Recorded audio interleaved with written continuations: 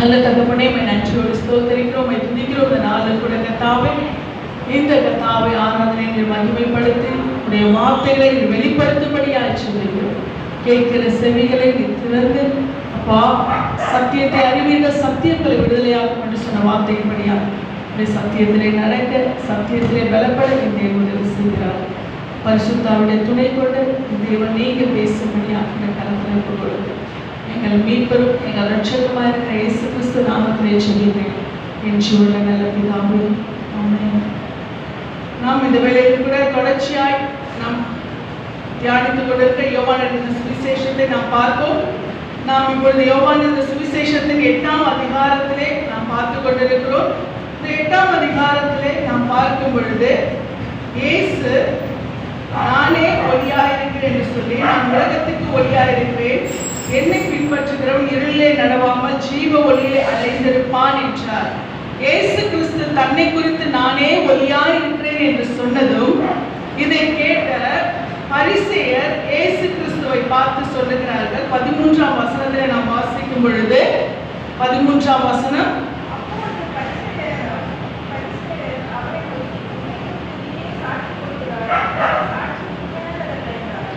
அப்பொழுது பரிசேயர் அவரை நோக்கி, உன்னை குறித்து நீயே சாட்சி கொடுக்கிறாய், உன்னுடைய சாட்சி உண்மையானதல்ல என்றார்கள்.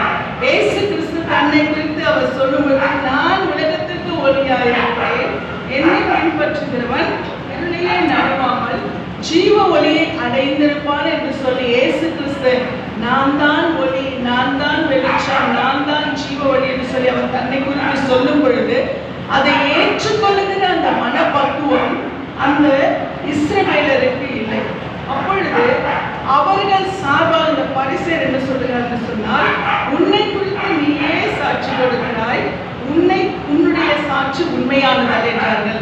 இங்கே ஆண்டவர் சொல்லும் பொழுது அவர் சொல்லுகிற வார்த்தை, நான் தான் ஒளி, என் ஒளியை நீங்க பின்பற்றி நடப்பில்லானால் நீங்க இருளிலே போகாதபடி, நித்தியமான நரக ஆக்கினைக்குள்ளே போகாதபடி, நீங்கள் பரலோக ராஜ்யத்தை, ஜீவ ஒளி இருக்கிற அந்த ராஜ்யத்தை அடைவீர்கள் என்று சொல்லி இயேசு கிறிஸ்து அவர்களுக்கு சொல்லும் பொழுது அவர்களுக்கு அதை ஏற்றுக்கொள்ளுகிற அந்த மனம் இல்லை.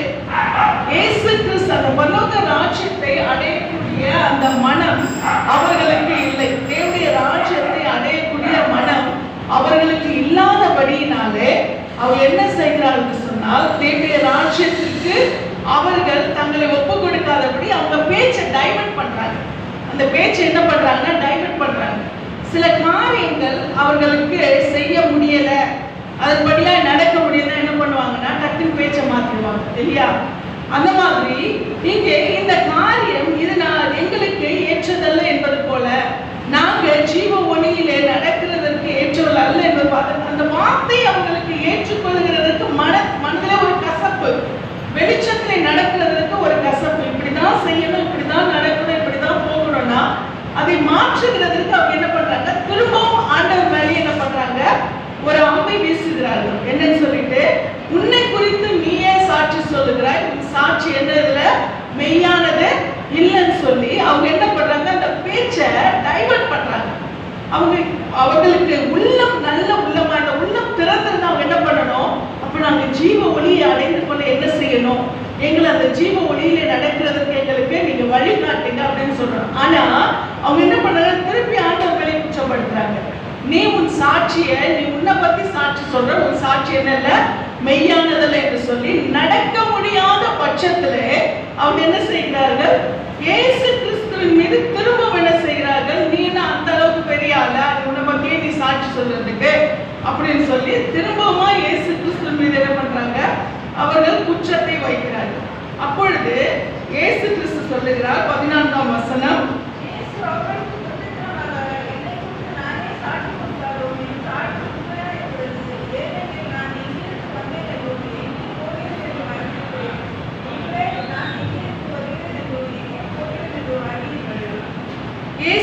அவர்களுக்கு பிரதியுத்தரமாக, என்னை குறித்து நானே சாட்சி கொடுத்தாலும் என் சாட்சி உண்மையா இருக்கிறது. ஏனெனில் நான் எங்கே இருந்து வந்தேன் என்றும் எங்கே போகிறேன் என்றும் அறிந்திருக்கிறேன். நீங்களோ நான் எங்கே இருந்து வருகிறேன் என்றும் எங்கே போகிறேன் என்றும் அறியீர்கள். என்னை குறித்து நானே சாட்சி கொடுக்கிறேன். நீங்க சொல்றீங்கப்பா, ஆனா என் சாட்சி உண்மையா இருக்கிறது. என்னை குறித்து நான் சொல்லுகிறது எப்படியா இருக்கிறது? நான் உண்மையை சொல்லுகிறேன். நான் யாருன்றதை என்ன பண்றேன்? உங்களுக்கு நான் உண்மையை சொல்றேன்.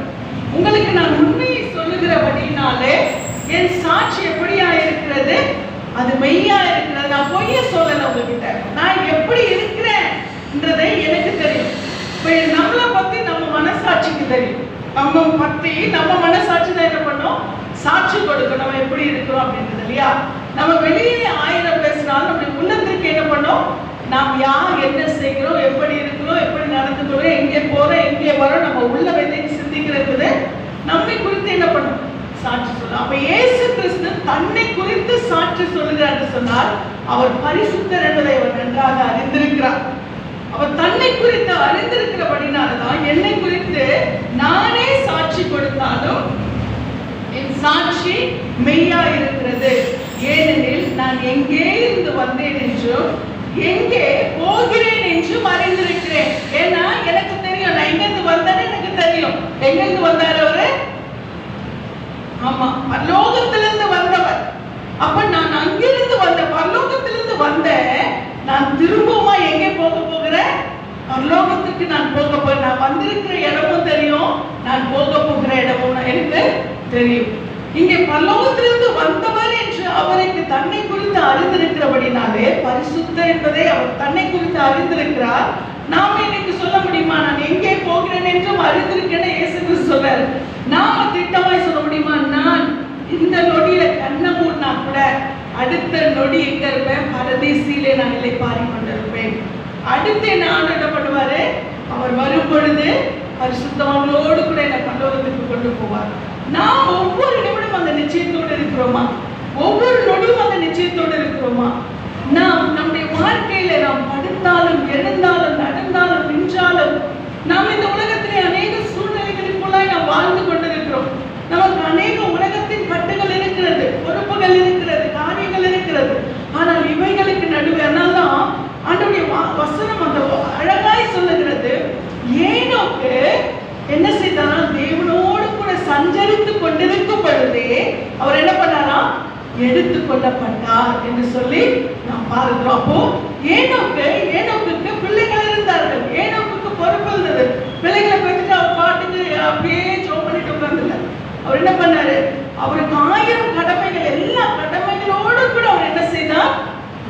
தேவனோடு கூட சஞ்சரித்து கொண்டிருந்தார். அப்ப அவர் தன்னுடைய வேலைகளோடு கூட கர்த்தரோடு கூட அவர் நடந்து கொண்டிருக்கும் பொழுது கர்த்தர் என்ன செய்தார்? அவரை காணப்படாமல் எடுத்துக்கொண்டார் என்று சொல்லி நாம் பார்க்கிறோம். அப்ப நாம ஆண்டவரை தேடுகிறதற்கு நம்முடைய 1000 பிரச்சனைகளையும் பாரங்களையும் போராட்டங்களையும் தேவையில்லை நாம் முன்வைக்கவே கூடாது. எல்லாம் இருந்த போதிலும் அவைகளுக்கு நடுவில் தான் நாம் ஆண்டவரை தேடிக்கொண்டே இருக்க வேண்டும். நமக்கு எவ்வளவு காரணங்கள் காரியங்கள் இருந்தாலும் நாம் அதை என்ன பண்ணக்கூடாது? நாம் காண்பிக்க கூடாது. ஏனென்றால் தேவன் நம்ம என்ன செய்திருக்கிறார்? அவருடைய பிள்ளைகளால் வாழும்படிக்கு நம்மை தெரிந்து கொண்டிருக்கிறது மாத்திரமல்ல, அவரோடு கூட சஞ்சரிக்கிறவர்களாய் இருக்கிறதற்கும் நம்ம என்ன பண்ணிருக்கிறார்? தெரிந்து கொண்டிருக்கிறார். அப்போ நம்ம எந்த சூழ்நிலையுமே கர்த்தரை தேடுகிறதற்கு நம்ம எந்த ஒரு காரியத்தையுமே நம்ம என்ன பண்ண காரணத்தை நம்ம என்ன பண்ணக்கூடாது? காண்பிக்கவே கூடாது. எனக்கு அது இருந்துச்சு, இது இருந்துச்சு, இந்த வேலை, இந்த தேவை, இந்த உடம்பு சரியில்லை, எனக்கு 1000 பிரச்சனைங்க, இதெல்லாம் நம்ம என்ன பண்ணக்கூடாது? காண்பிக்க கூடாது. இயேசு கிறிஸ்து அவர் என்ன செய்ய? அப்பதான் நம்ம என்ன பண்ண முடியும்? நிச்சயமா என்ன பண்ண முடியும்?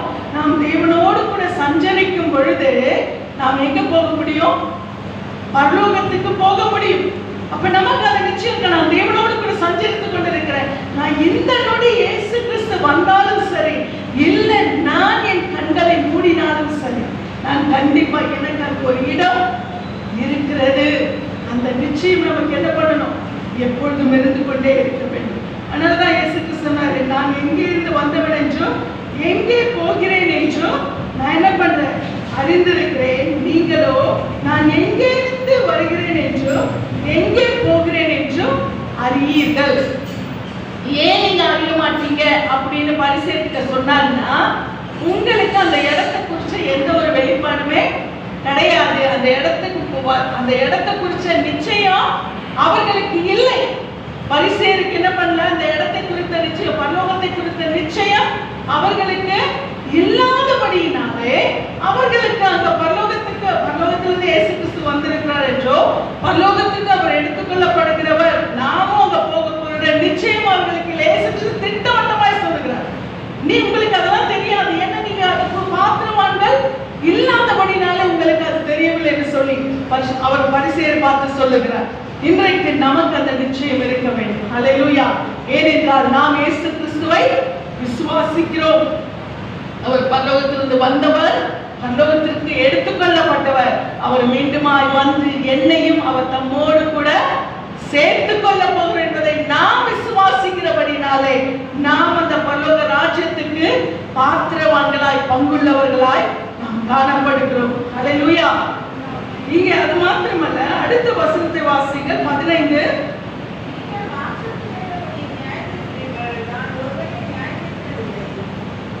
நீங்கள் மாம்சத்துக்கு ஏற்றபடி நியாயம் தீர்க்கிறீர்கள், நான் ஒருவனையும் நியாயம் தீர்க்கிறது இல்லை. நீங்கள் மாம்சத்துக்கு ஏற்றபடி நியாயம் தீர்க்கிறீர்கள், ஆனால் நான் என்ன பண்ணல? ஒருவரையும் நியாயம் தீர்க்கிறது இல்லை. ஏனென்றால் ஆண்டவர் மனுஷனை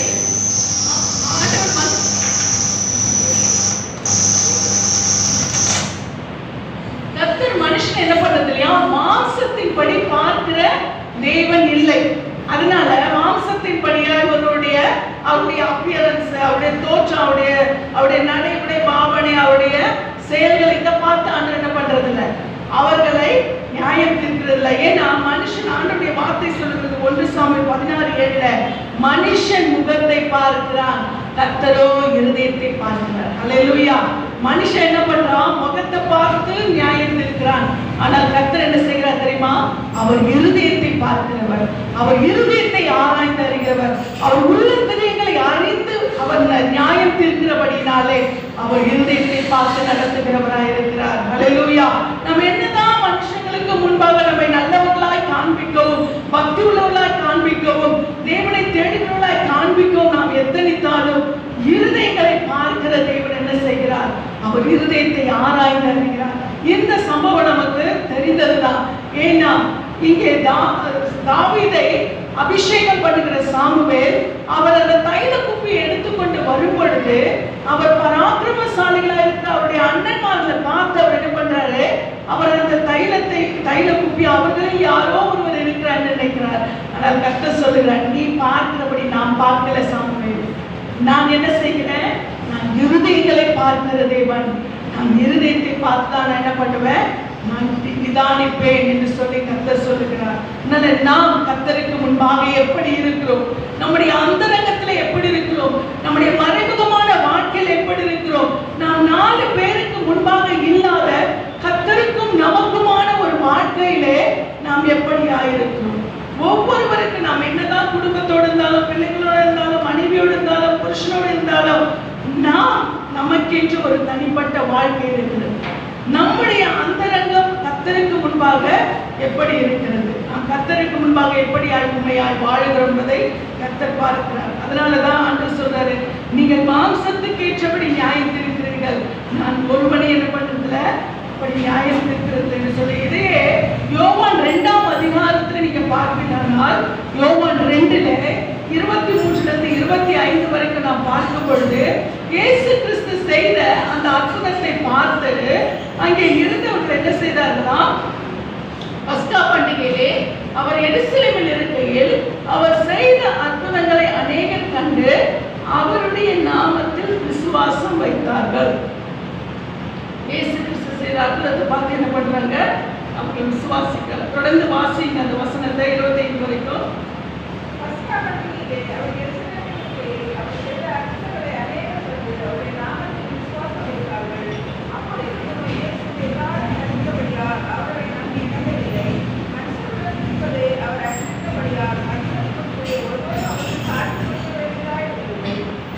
பஸ்கா பண்டிகையிலே அவர் எருசலேமில் இருக்கையில் அவர் செய்த அற்புதங்களை அநேகர் கண்டு அவருடைய நாமத்தில் விசுவாசம் வைத்தார்கள். நல்ல விஷயம் தானே?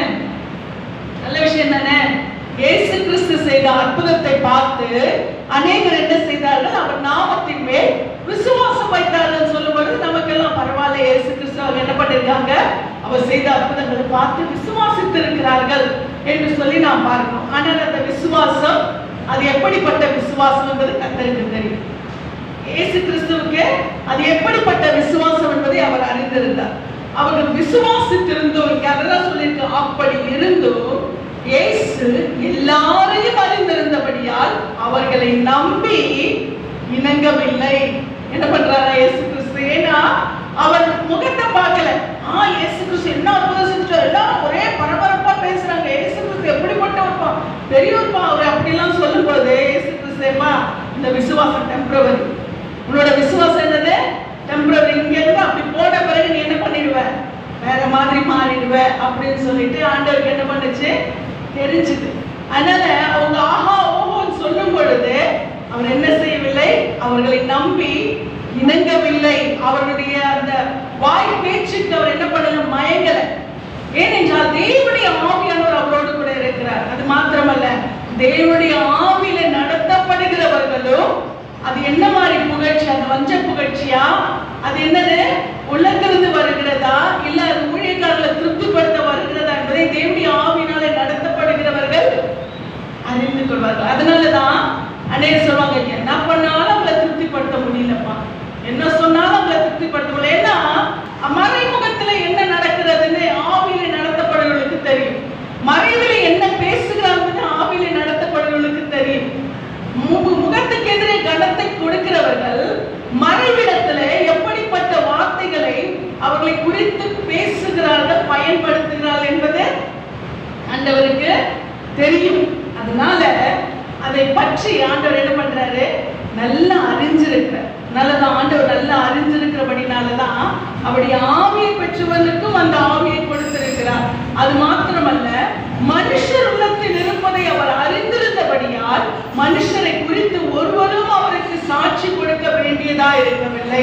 இதைத்தான் இயேசு கிறிஸ்து என்ன பண்ணாரு? அங்கே சொன்னார். என்னன்னு சொல்லிட்டு, நீங்கள் மாம்சத்துக்கு ஏற்றபடி நியாயம் தீர்க்கிறீர்கள்.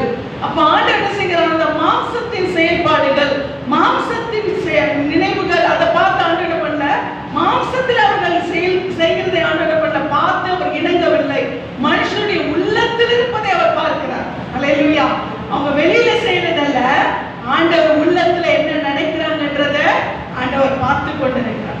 உள்ளத்தில் இருப்பதை அவர் அறிந்திருந்தபடினாலே மனுஷரை குறித்து ஒருவரும் அவருக்கு சாட்சி கொடுக்க வேண்டியதாயிருக்கவில்லை. சிலருடைய நடவடிக்கைகளை பார்த்து இன்னொரு சொல்லுவாங்க, அவங்க ரொம்ப நல்ல பக்தியானவங்க, அவங்க வந்து நல்ல சர்ச்சுக்கெல்லாம் எப்பவுமே விசுவாசத்தோட வந்துருவாங்க, எல்லாத்துலயும் கலந்துக்குவாங்க, எல்லாத்துலயும் கரெக்டா இருப்பாங்க, எல்லாத்துலயும் என்ன பண்ணுவாங்க? நல்லா செய்வாங்க. ஆனால் ஆண்டவர் அதை என்ன பண்றது இல்லை, பார்க்கிறது இல்லை. ஏன்னா ஆண்டவர் சொல்ற மனுஷங்க சாட்சி அவருக்கு வேண்டியது. ஒருவரை குறித்து ஆண்டவரிடத்துல யார் என்ன பண்ண வேண்டியதில்ல? சாட்சி கொடுக்க வேண்டியதா இருக்கவில்லை. எங்களுடைய ஆரம்ப கட்டத்தின் ஊழியத்துல நாங்கள் சில காரியங்களை பார்க்கிறோம். ஏன்னா ஊழியத்திலே நாங்கள் அனுபவத்துக்குள்ளாய் கடந்து வருகிற காலம். அப்போ அந்த காரியங்களை பார்க்கும் பொழுது நாங்கள் நினைப்போம், நல்லா உற்சாகமா இருக்காங்கப்பா, நல்லா உற்சாகமா நடந்துக்கிறாங்க. உங்களுக்கு கூட சிலரை குறித்து யோசிக்கும் பொழுது அவங்களாம் நல்லா கொடுத்துட்டு இருந்தவங்க தானே, அவங்க சபைக்கெல்லாம் தயங்கு வந்தவங்க தானே, அவங்கெல்லாம் நல்லா தானே உற்சாகமா இருந்தவங்க, அவங்களெல்லாம் வந்து என்ன பண்ணிட்டாங்க? வராதபடிக்கு அவங்க பண்ணிட்டாங்க. அவங்க என்ன பண்றாங்க? அவங்களால அவங்க வரல அப்படின்னு சொல்லி நீங்க நினைக்கிறீங்க. ஆனா என்ன காரியம் தெரியுமா? மனுஷர் உள்ளத்தில் கர்த்தர் அறிந்திருக்கிறார். ஒரு நீங்க பார்க்கிறபடி கர்த்தர் பார்க்க மாட்டார், கர்த்தருடைய ஆவியானவர் பார்க்க மாட்டார், கர்த்தருடைய ஆவியானவரால் நடத்தப்படுவர்கள் பார்க்க மாட்டார். வெளி வேஷத்திலே செயல்படுகிற காரியங்கள் அவர்களுக்கு ஒரு நேரம் வரும் பொழுது அவர்கள் வேறு விதமாய் நடந்து கொள்வார்கள். அவர்களுடைய காரியம் வெட்ட வெளிச்சமாய் அன்றைக்கு என்ன பண்ணும்? கர்த்தருக்கு முன்பாக வெளிப்படும். அது தேவனுடைய ஊழியக்காரர்களுக்கு அவர் அறிவிப்பார். கர்த்தருக்கு முன்பாகனா கர்த்தர் அந்தரங்கத்துல பார்க்கிறார் இல்லையா, உள்ளத்தை பார்க்கிறார் இல்லையா.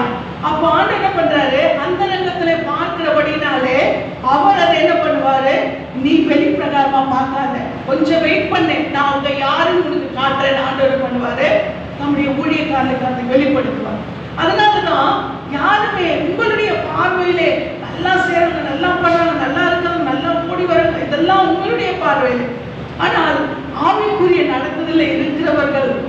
மாத்திரம் பார்க்கிறது இல்லை.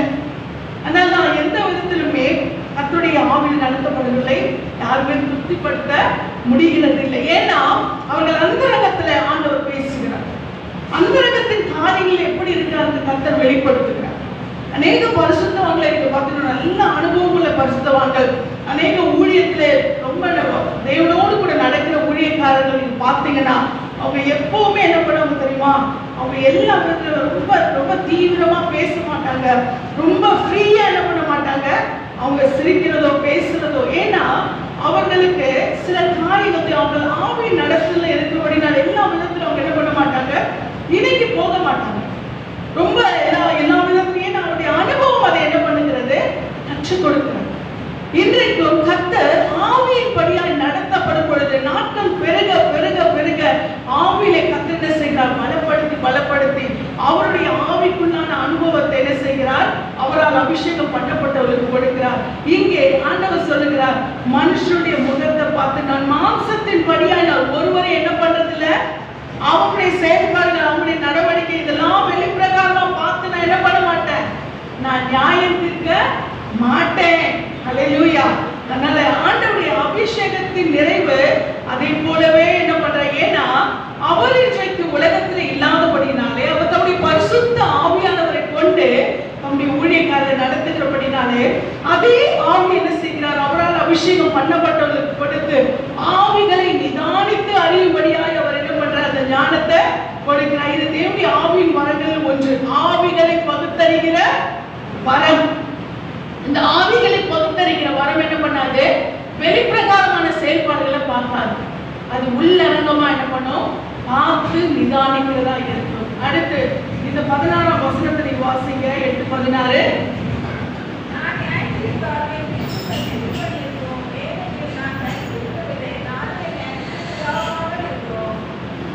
நான் நியாயம் தீர்த்தால் என் தீர்ப்பு சத்தியத்தின் படி இருக்கும், ஏனெனில் நான் தனித்திருக்கவில்லை, நானும் என்னை அனுப்பின பிதாவுமாக இருக்கிறோம். கர்த்தருடைய வார்த்தை என்ன சொல்லுகிறது, நான் நியாயம் தீர்த்தால் என் தீர்ப்பு சத்தியத்தின் படி இருக்கும். ஹல்லேலூயா. நான் நியாயம் தீர்த்தா எப்படி தீர்ப்பேன் தெரியுமா, மனுஷனை வெளிப்பிரகாரமா பார்க்க மாட்டேன், சத்தியத்தின் படியாய் நான் பார்ப்பேன், சத்தியத்தின் படியாய் நடக்கிறாள் என்று பார்ப்பேன். சத்தியமாவது என்ன, கர்த்தருடைய வார்த்தை. இந்த வார்த்தைக்கு செவி கொடுத்து நடக்கிறார்களா, இந்த வார்த்தைக்கு கீழ்ப்படிந்து நடக்கிறார்களா? ஒரு வாரம் கீழ்ப்படுகிறது, ஒரு மாசம் கீழ்ப்படுகிறது, இது கிடையாது. தங்களுடைய வாழ்க்கையில கர்த்தருடைய சத்தியம் வெளிப்பட வெளிப்பட வெளிப்பட அந்த வார்த்தைகளை பின்பற்றி நடந்து கொண்டே இருக்க வேண்டும், அந்த வார்த்தைகளை கடைபிடித்துக் கொண்டே இருக்க வேண்டும். ஒரு நேரம் ஒரு மாதிரி, அடுத்த நேரம் அடுத்த மாதிரி, அது கர்த்தருடைய சத்தியத்தின்படி நடக்கிற காரியம் அல்ல. நாளுக்கு நாள் என்ன செய்வாங்க, மன புதிதாகும் பொழுது அவர்கள் மறுரூபமாக்கப்படுகிறவர்களாய் மாறுவார்கள். அதனால இங்க ஆண்டவர் சொல்றார், நான் நியாயத்தை எப்படி தெரியுமா நியாயம் தீர்ப்பேன், சத்தியத்தின் படி, வேதத்தின் படி, வேத வசனத்தின் படியாய் நான் என்ன பண்ணுவேன், அவர்களை நான் நியாயம் தீர்க்கிறவராய் இருக்கிறேன் என்று சொல்லி கர்த்தருடைய வார்த்தை சொல்லுகிறது. வெளிப்படுத்தல் 16ஆம் அதிகாரம் 7ஆம் வசனத்தை எடுத்து வாசியுங்கள். வெளிப்படுத்தல் 16:7.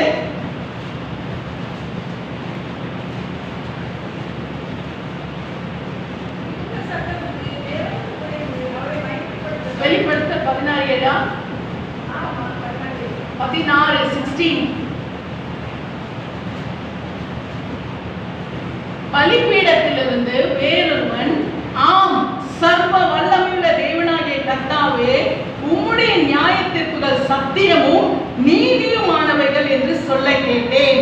பலிபீடத்திலிருந்து வேறொருவன் என்ன செய்கிறானா, ஆம் சர்வ வல்லமையுள்ள தேவனாகிய கர்த்தாவே, உம்முடைய நியாய தீர்ப்புகள் சத்தியமும் நீதியுமானவைகள். ஹல்லேலூயா. இது எங்க எழுதியிருக்கிறது, வெளிப்படுத்தலிலே. யோவான் இந்த காட்சிகளை என்ன செய்கிறார், அவர் ஆவியிலே கொண்டு போகப்பட்டு அவர் இதையெல்லாம் பார்த்து கொண்டிருக்கிறார். இதையெல்லாம் பார்த்து கொண்டிருக்கும் பொழுது அங்கே இந்த தூதன் என்ன சொல்லுகிறானா, ஆம் சர்வ வல்லமையுள்ள தேவனாகிய கர்த்தாவுடைய நியாய தீர்ப்பு எப்படி இருக்கிறது, சத்தியமும் நீதியுமானவை. அப்ப ஆண்டவர் மனுஷனை நியாயம் தீர்க்கும் பொழுது எப்படி நியாயம் தீர்ப்பார், அவர் சத்தியத்தின் படியாய் நியாயம் தீர்ப்பார், சத்திய வசனத்தின் படியாய் நியாயம் தீர்ப்பார். உங்களுக்கு போதிக்கப்பட்ட சத்திய வசனத்தின் படி நீங்கள் நடக்கிறீர்களா? நாம யோசிக்கிறோம், நான் எப்படி கர்த்தருக்குள்ளாய் நடத்த, நமக்கு கைடு இருக்கு. என்னது, நமக்கு நமக்கு வாழ்க்கைக்கு வழிகாட்டுகிற இந்த கைடன்ஸ் நம்ம கையில இருக்கு இல்லையா?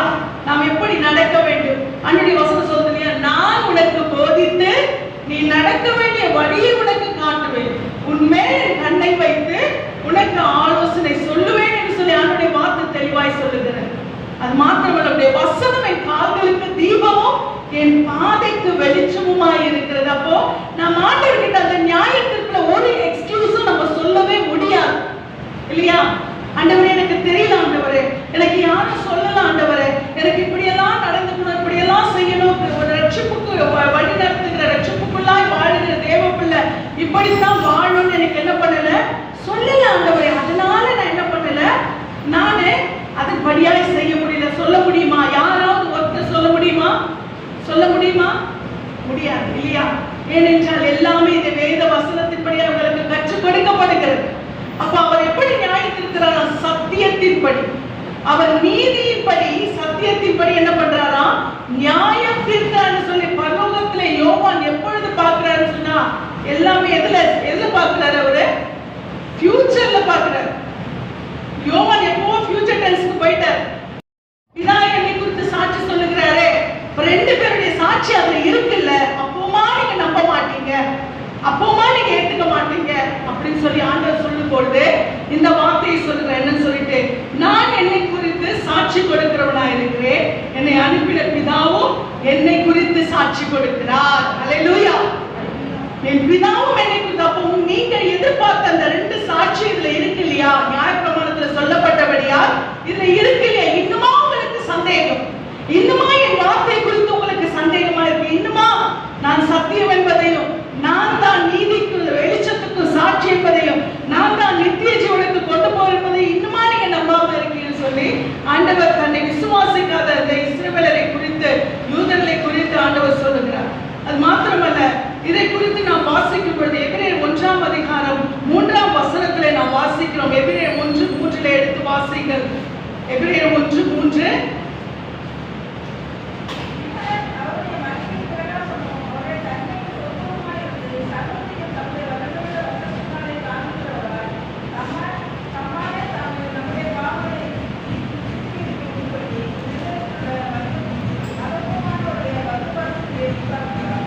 இவர் அவருடைய மகிமையின் பிரகாசமும் அவருடைய தன்மையின் சொரூபமாய் இருந்து சர்வத்தையும் தம்முடைய வல்லமையுள்ள வசனத்தினாலே தாங்குகிறவராய் தம்மாலே தாமே நம்முடைய பாவங்களை நீக்கும் சுத்திகரிப்பை உண்டு பண்ணி உன்னதத்திலுள்ள மகத்துவமானுடைய வலது பாரிசத்திலே உட்கார்ந்தார். அல்லேலூயா. அவன் எவ்வளவு அழகா இப்ரேயர்ல சொல்றாரு பாருங்க. இவர் அவருடைய மகிமை பிரகாசமும். இவர் யாரு? இவர் யாரு? இயேசு கிறிஸ்து. அவர் யாரு? பிதா. அல்லேலூயா. இவர் அவருடைய மகிமையின் பிரகாசமும் அவருடைய சொரூபமும். யாரு? பிதாவினுடைய சொரூபம். இயேசு கிறிஸ்து என்னை கண்டவர் பிதாவை காண்கிறார், என்னை தரிசிக்கிறவர் பிதாவை தரிசிக்கிறார். அப்போ இவர் அவருடைய மகிமையின் பிரகாசமும் அவருடைய தன்மையின் சொரூபமாய் இருந்து சர்வத்தையும் தம்முடைய வல்லமையுள்ள வசனத்தினாலே தாங்குகிறவராய். எப்படி தாங்குகிறாரோ? தம்முடைய வல்லமையுள்ள வசனம். நாம் வேதத்திலே வாசிக்கிற ஒவ்வொரு வசனமும் வல்லமை உள்ளது, அதிகாரம் உள்ளது, பலம் உள்ளது, அது சொல்லுகிறதை செய்கிறது. அல்லேலூயா. அதனால நம்முடைய வாக்குத்தத்தம் ஒன்றும் நிறைவேறாமல் போனதே இல்லை. ஒவ்வொரு வசனத்தையும் நாம் விசுவாசிக்க வேண்டும். ஒவ்வொரு வசனத்தையும் நாம் விசுவாசத்தோடு பற்றிக்கொள்ள வேண்டும். அந்த விசுவாசத்தின் வசனத்தை நாம் பற்றிக்கொள்ளும் பொழுதுதான் அது நம்முடைய வாழ்க்கையில கிரியை செய்கிறதா இருக்கிறது.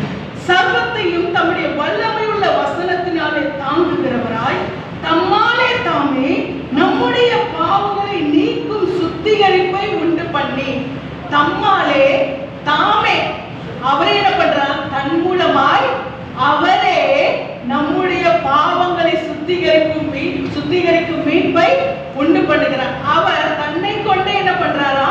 தானே. அவரை கொண்டு இன்னொருத்தர் செய்யல.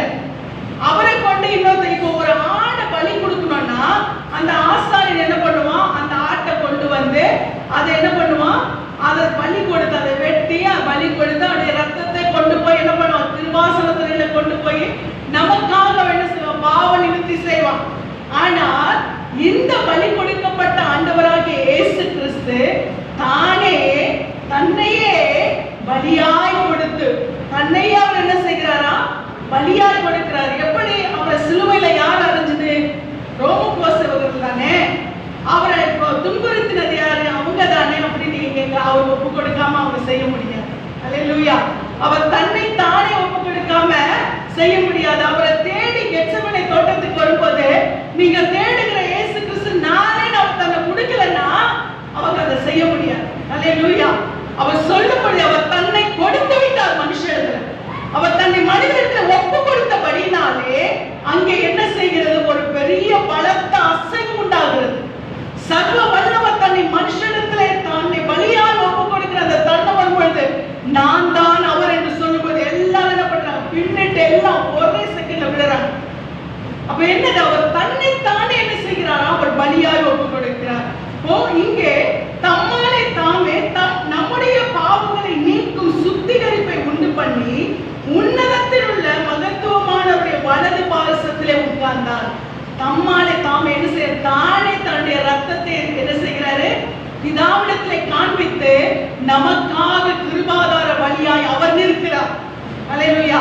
அன்னைக்கு பிரதான ஆசாரியன் தான் மனுஷனுடைய பாவங்களுக்காக அந்த பலி கொடுக்கப்பட்ட ஆட்டின் ரத்தத்தை கொண்டு போவான். ஆனால் இன்றைக்கு பலி கொடுக்கப்பட்ட அந்த பலியை என்ன செய்கிறார்? தன்னை என்ன செய்கிறார்? தன்னுடைய ரத்தத்தை பிதாவிடத்திலே காண்பிக்கிறார். என்னுடைய ரத்தம் இதற்காக சிந்தப்பட்டிருக்கிறது என்று சொல்லி அவர் நமக்கு பாவங்களை நீக்கும் சுத்திகரிப்பை உண்டு பண்ணி உன்னதத்துள்ள மகத்துவமானுடைய வலது பாரிசத்திலே அவர் உட்கார்ந்தார் என்று சொல்லி பவுல் சொல்லுகிறார். அது மாத்திரமல்ல, பிலிப்பியர் 2ஆம் அதிகாரம் 6-7 நாம் வாசிக்கும் பொழுதோ அவர் தேவனுடைய ரூபமாய் இருந்தும் அதை என்ன செய்யலாம்? கொள்ளையாடின பொருளாய் எண்ணாமல் அவர் என்ன செய்கிறார்? தன்னையே என்ன பண்றாரா? அடிமையின் கோலமாய் என்ன பண்றாரு? வெளிப்படுத்துகிறார். தன்னையே அடிமையின் கோலமாக என்ன பண்றாரா? தன்னை வெளிப்படுத்துகிறவரா இருக்கிறான்னு சொல்ல வேதத்திலே பார்க்கிறோம். அது மாத்திரமல்ல, லூக்கா 3ஆம் அதிகாரம் 11ஆம் வசனத்துல ஆண்டவருடைய வார்த்தை சொல்லுகிறது, ஆண்டவராகிய இயேசு கிறிஸ்து அவர் ஞானஸ்நானம் பெற்று கரையேறும் பொழுது நீர் என்னுடைய நேசகுமாரன், உண்மையில் நான் பிரியமாய் இருக்கிறேன் என்று சொல்லி கர்த்தருடைய வார்த்தை சொல்லுகிறது. ஹல்லேலூயா. நீர் என்னுடைய நேசகுமாரன். யார் சாட்சி கொடுக்கிறது? இயேசு கிறிஸ்து குறித்து சொன்னது யாரு? பிதா. பிதா சொல்ற, நீர் என்னுடைய நேசகுமாரன், உண்மையில் நான் பிரியமாய் இருக்கிறேன். அது மாத்திரமல்ல, மருப மலைக்கு கடந்து போகும் பொழுது அங்கே ஒரு பக்கமா யார் இருக்கிறார்? எலியா இருக்கிறார். இன்னொரு பக்கமாய் மோசே இருக்கிறார். நடுவில் இயேசு கிறிஸ்து மருபமாக்கப்பட்ட நிலைமையில இருக்கிறார். இதை யார் பார்க்கிறாங்க? யோவான், பேதுரு, யாக்கோபு. இவங்க 3 பேரும் பார்க்கிறாங்க. அப்ப அங்க மருப மலையில ஒரு சத்தம் வருது, இவர் என்னுடைய நேசகுமாரன், இவருக்கு செவி கொடுங்கள். ஹல்லேலூயா. அப்போ தேவன் என்ன செய்கிறார்? இயேசு கிறிஸ்துவை குறித்து சாட்சி கொடுக்கிறார். இவருக்கு செவி கொடுங்கள். இன்னைக்கு நாம் அவருக்கு எப்படியாய் செவி கொடுக்க வேண்டும்? அவருடைய வேத வசனத்தின் படியாய், அவருடைய வார்த்தை நமக்கு பேசுகிற பிரகாரமாய் நாம் என்ன செய்யணும்? அவருக்கு செவி கொடுக்கிறவர்களாய் நாம் இருக்க வேண்டும். அப்ப இயேசு கிறிஸ்துவை குறித்து பிதா சாட்சி கொடுக்கிறார். அது மாத்திரமல்ல, இன்றைக்கு இயேசு கிறிஸ்துவை குறித்து சாட்சி கொடுத்த தேவன் நம்மை குறித்து இயேசு கிறிஸ்து யாரிடத்திலே சாட்சி கொடுக்க வேண்டும்? தேவனிடத்திலே, பிதாவிடத்திலே சாட்சி கொடுக்க வேண்டும். இதை நாம் பார்க்கும் பொழுது நாம் பார்த்து முடிக்கலாம். 1 யோவான் 5ஆம் அதிகாரத்திலே 7-8 வசனங்களை நாம் வாசிக்கும் பொழுது 1 யோவான் 5:7-8 நாம் இப்படியாய் வாசிக்கிறோம். பரலோகத்திலே சாட்சியிடுகிறவர்கள் 3, பிதா, வார்த்தை, பரிசுத்த ஆவி என்பவர்களே. இம்மூவரும் ஒன்றாய் இருக்கிறார்கள். இங்கே இயேசு கிறிஸ்துவை குறித்து பிதா சாட்சி கொடுக்கிறார். நம்மை குறித்து சாட்சி கொடுக்கிறவர்கள் 3. யார் யாரு? இங்க பார்க்கிறோம், பிதா, வார்த்தை, பரிசுத்த ஆவி. பரலோகத்திலே நம்மை குறித்து சாட்சியிடுகிறவர்கள் யாரு? பிதா, வார்த்தை, பரிசுத்த ஆவி. பிதா யாரு? தேவன், நமக்கு தெரியும். வார்த்தை யாரு? இயேசு கிறிஸ்து. அடுத்து நாம் பரிசுத்த ஆவி யாரு? இன்றைக்கு நம்மோடு கூட இருக்கிறவர். இந்த பரிசுத்த ஆவியானவர் நமக்குள்ளே இருக்கிறாரா? அவர் சொல்லணும், இந்த பிள்ளைக்குள்ள நான் இருந்து கிரியை செஞ்சேன், இந்த பிள்ளைக்குள்ள நான் இருந்து வழி நடத்தினேன், இந்த பிள்ளையோடு கூட நான் இருந்து என்னுடைய ஆவியின் வழியில நான் நடத்தினேன் அப்படின்னு சொல்லிட்டு நம்மை குறித்து உங்க 3 பேரை பரலோகத்துல சாட்சி கொடுப்பாங்க. ஒன்று பிதா நம்மை குறித்து சாட்சி கொடுப்பார். என் மகனுடைய அந்த ரத்தத்தினாலே மீட்டெடுக்கப்பட்ட தேவ பிள்ளையே, நீ உண்மையா இருந்தேன்னு சொல்லி சாட்சி கொடுக்கணும். அதற்கு பின்பாக வார்த்தையா இருக்கிற இயேசு கிறிஸ்து, இந்த பிள்ளை வார்த்தையாகிய என்னுடைய இந்த வார்த்தை வெளிச்சத்திலே நடந்தால் சொல்லி அவர் சாட்சி கொடுக்கணும். பரிசுத்தாவி இயேசு கிறிஸ்துவும் பிதாவின் ஆவியும் இணைந்த நான் இவளோடு கூட இருந்து இவளை நடத்துறேன்னு அவர் சாட்சி கொடுக்கணும். இங்கே பரலோகத்தை நம்மை குறித்து இந்த மூவரும் சாட்சி கொடுக்கிறது மாத்திரமல்ல, பூலோகத்திலே சாட்சியிடுகிறவர்கள் 3. யார் யாரு?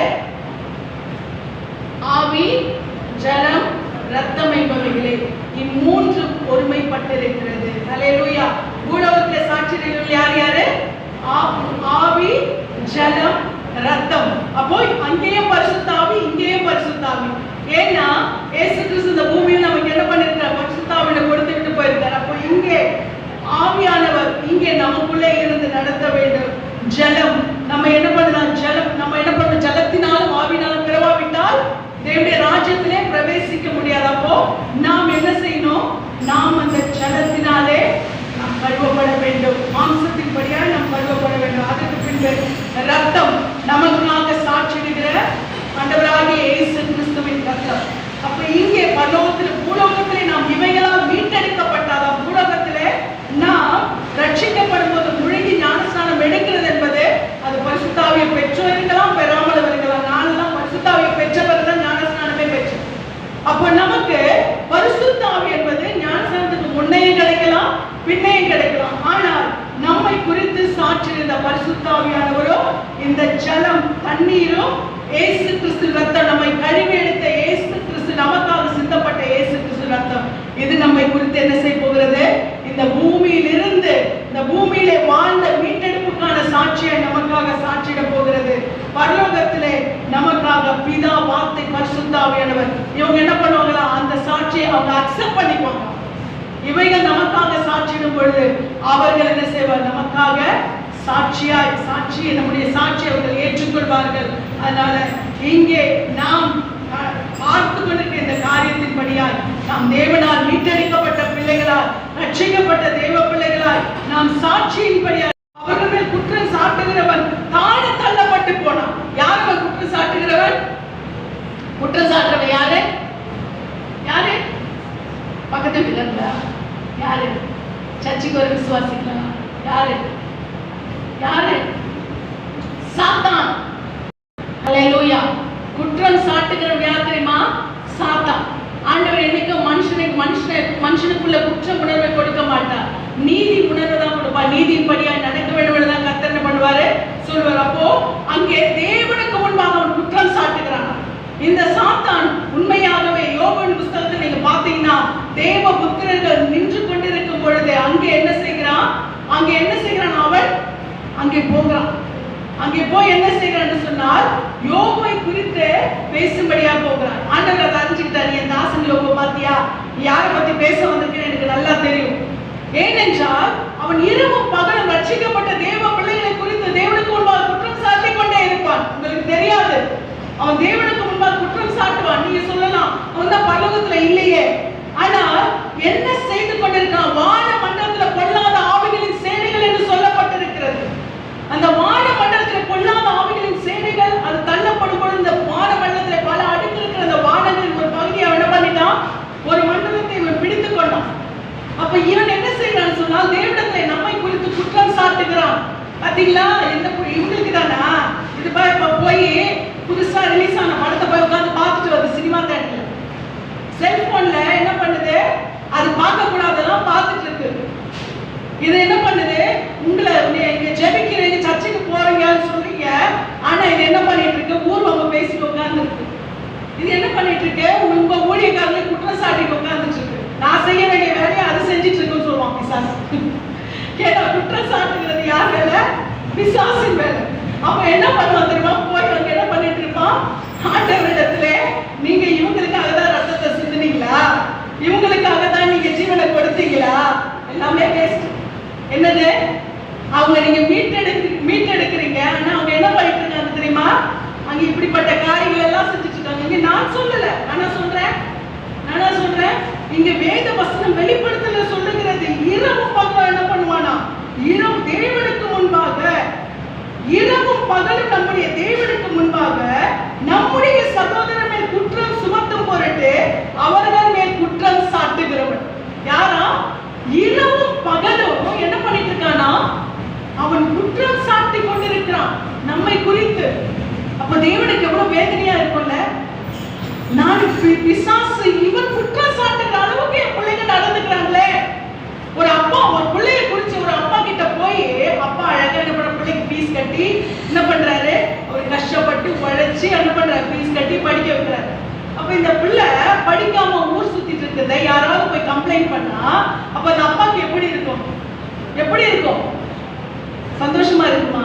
நான் எவ்வளவு கஷ்டப்பட்டு பாடுபட்டு உழைச்சி நெத்தி வேர்வை நிலத்துல சிந்தி நான் உழைச்சி இதுக்கு படிக்க வைக்க ஃபீஸ் கட்டி நான் கஷ்டப்பட்டு நான் இவ்வளவு செஞ்சா இது என்ன பண்ணிட்டு இருக்கு? படிக்காம இப்படி ஊர் சுத்திட்டு இருக்கு. இது இன்னொருத்தவங்க வந்து நம்ம கிட்ட சொல்றாங்களே, ஏன்னா வெளியில இருக்கவங்களுக்கு அதை பத்தி கவலை இல்லை, எப்படியாவது போட்டு கொடுக்கணும் இல்லையா? எப்படியாவது அந்த பிள்ளைய குறிச்சு குற்றப்படுத்தணும். ஆனா அப்பாவுக்கு அதை கேட்க சந்தோஷமா இருக்குமா? அம்மாவுக்கு அதை கேட்க சந்தோஷமா இருக்குமா? நான் எவ்வளவு கஷ்டப்பட்டு நான் நல்ல நிலைமைக்கு கொண்டு வரதுக்கு நான் இவ்வளவு